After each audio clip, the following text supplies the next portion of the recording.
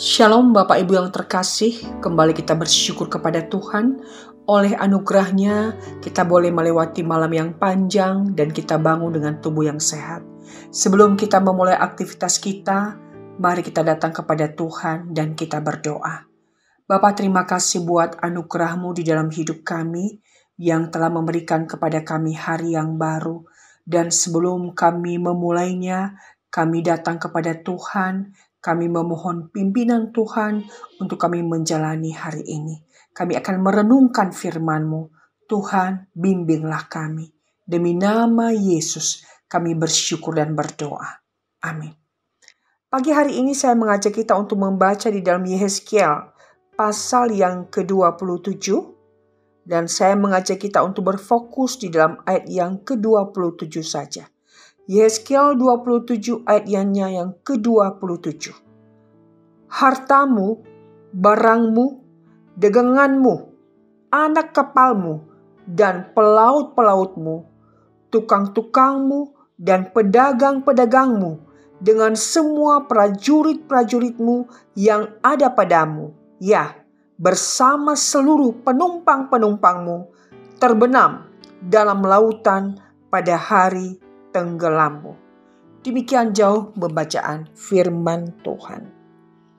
Saudara terkasih, dalam perikop ini membahas tentang kota Tirus, di mana Tuhan memberi firman kepada Yehezkiel untuk menubuatkan apa yang akan terjadi dengan kota Tirus. Kota Tirus adalah suatu kota pelabuhan perdagangan yang kaya raya, makmur, dan dihormati bangsa-bangsa sekitarnya. Perikop pasal 27 memaparkan relasi perdagangan antara Tirus dengan kota-kota lainnya. Memang kekayaan Tirus itu sangat dikenal dan dikagumi. Kapal-kapal Tirus terkenal keindahan, kemegahan, dan kekuatannya karena terbuat dari bahan kayu pilihan milik mereka sendiri. Dijelaskan dalam ayat 5 dan 7. Bahkan juga bangsa-bangsa lain termasuk Israel mengimpor kayu-kayu Tirus ke negeri mereka untuk membangun rumah-rumah dan istana, juga termasuk kuil mereka.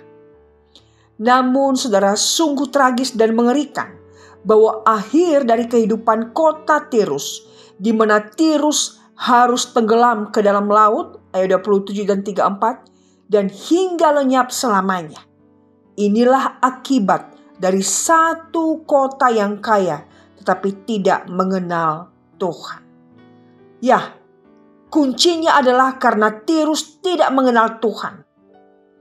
Tidak mengenal Tuhan dan tidak percaya kepada Tuhan mengakibatkan seseorang menganggap bahwa segala sesuatu itu berpusat pada diri sendiri.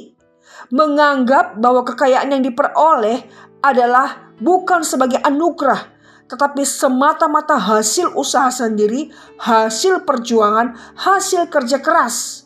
Maka akhirnya muncullah kesombongan. Dan itulah yang terjadi pada Tirus. Mereka sombong karena mereka kaya.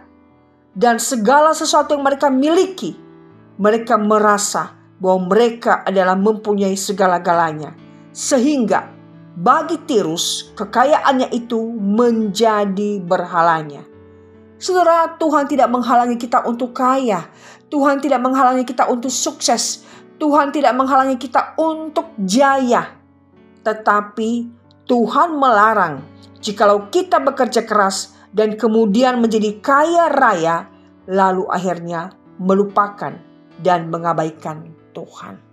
Saudara, kota Tirus ini mengingatkan kita bahwa sesungguhnya segala sesuatu yang kita miliki bukan untuk kita banggakan, tapi itu adalah mengingatkan kita untuk terus bersyukur bahwa semua boleh ada, semua boleh kita kerjakan, kita hasilkan, kita karyakan adalah karena anugerah Tuhan. Dan jikalau Tuhan sudah memimpin hidup kita, kiranya kita tidak boleh sombong, namun tetap belajar bagaimana terus mengandalkan Tuhan. Karena sesungguhnya tanpa Tuhan kita bukan siapa-siapa. Kota Tirus mengingatkan kita bahwa Tuhan andalan kita. Karena Ketika segala sesuatu itu diizinkan Tuhan lenyap dari kota Tirus, mereka tidak bisa berbuat apa-apa. Seolah-olah tanpa bekas kejayaan, keberhasilan yang pernah mereka raih.